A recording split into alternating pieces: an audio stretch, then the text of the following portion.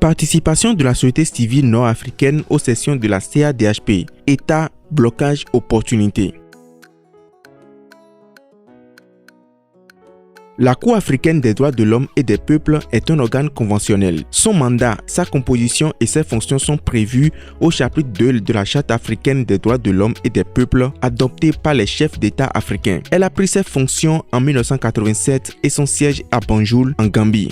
La Cour africaine des droits de l'homme et des peuples a pour fonction de promouvoir et de protéger les droits de l'homme et des peuples. Elle s'attelle à examiner le respect par les États parties de la Charte africaine des droits garantis par cet instrument et à donner des avis ou faire des recommandations au gouvernement par le biais de commissions, résolutions, interpellations, communiqués, etc.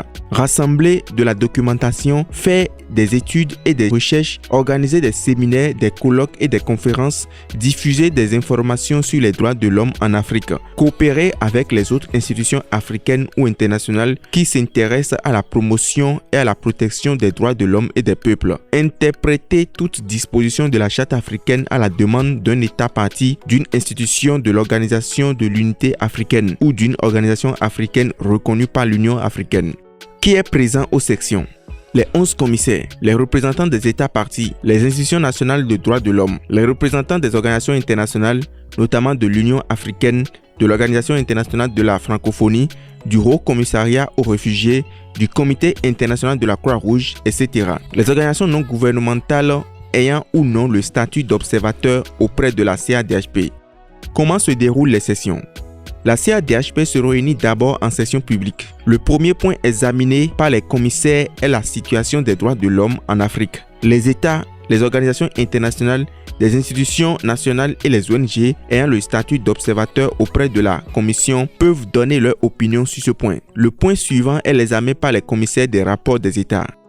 Chaque ONG peut intervenir sur le nombre de points qu'elle souhaite. L'intervention doit contenir un aperçu des violations des droits de l'homme correspondant aux points traités et faire des recommandations aux États concernés à la CADHP. C'est une bonne occasion pour demander au commissaire d'adopter une résolution sur les violations soulevées.